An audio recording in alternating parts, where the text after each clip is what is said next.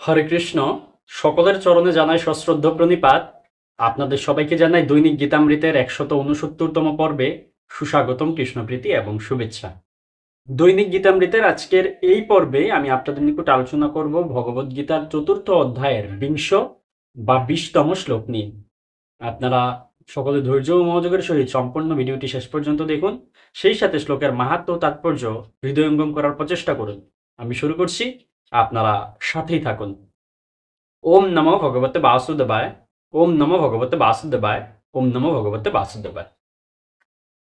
শ্রীমদ্ ভগবদ গীতা 4র্থ অধ্যায় জ্ঞানীয়। তো শ্লোকটি হচ্ছে ভগবান শ্রীকৃষ্ণের। ওম তিয়ক্তুয়া কর্ম ফলাসঙ্গম নিত্য তৃপ্ত নিরাশ্রয় কর্মণ্যভিপ্রবৃত্ত অপি নৈব কিঞ্চিৎ করতি সহ। অনুবাদ: কর্মফলের আসক্তি সম্পূর্ণরূপে ত্যাগ করে সর্বদা তৃপ্ত থেকে এবং আশ্রয়ের অপেক্ষারহিত হয়ে তিনি সব রকম কর্মে যুক্ত হওয়া সত্ত্বেও কর্মফলের আশায় কোনো কিছুই করেন না।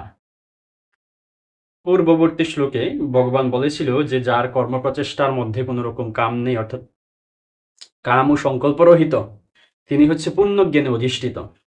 এবং পণ্ডিত ব্যক্তিরা বলেন যে তার সমস্ত কর্মের প্রতিক্রিয়া হচ্ছে জ্ঞানাগ্নি দ্বারা পরিশুদ্ধ জ্ঞানাগ্নি দ্বারা দগ্ধ।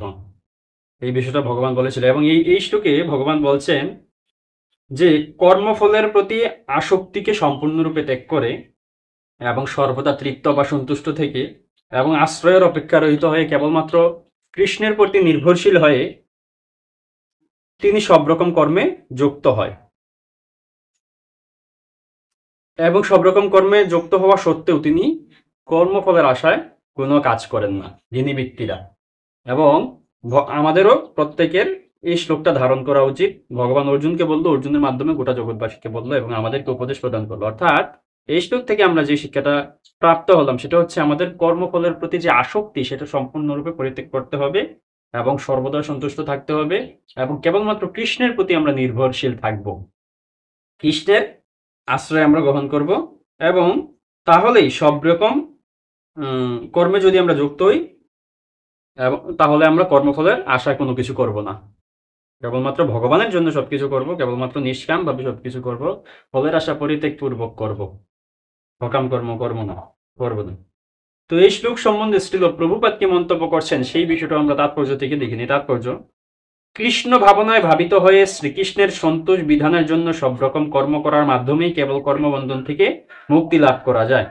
কৃষ্ণ ভাবনার অমৃত লাভ করেছেন যে ভক্ত, তিনি বিশুদ্ধ ভগবত প্রেমের দ্বারা উদ্বুদ্ধ হয়ে কর্ম করেন, তাই তার কোনো রকম কর্মফলের প্রতি আগ্রহ থাকে না। তিনি এমনকি তার ব্যক্তিগত জীবন ধারণের ব্যাপারেও নিষ্পৃহ থাকেন, কেননা তিনি সর্বতভাবে ভগবান শ্রীকৃষ্ণের উপর নির্ভরশীল।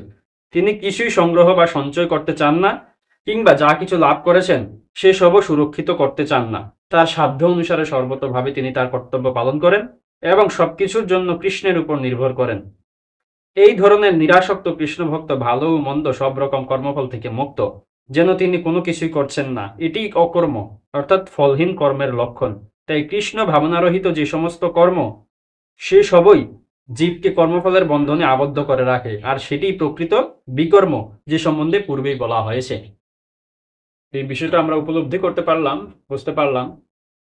তো আজ এই পর্যন্ত। এতক্ষণ ধৈর্য ধরে এবং মনোযোগ সহকারে আমাদের সাথে থাকার জন্য এবং গীতামৃত শ্রবণের জন্য আপনাদের সবাইকে জানাই অসংখ্য ধন্যবাদ এবং বিশেষ কৃতজ্ঞতা।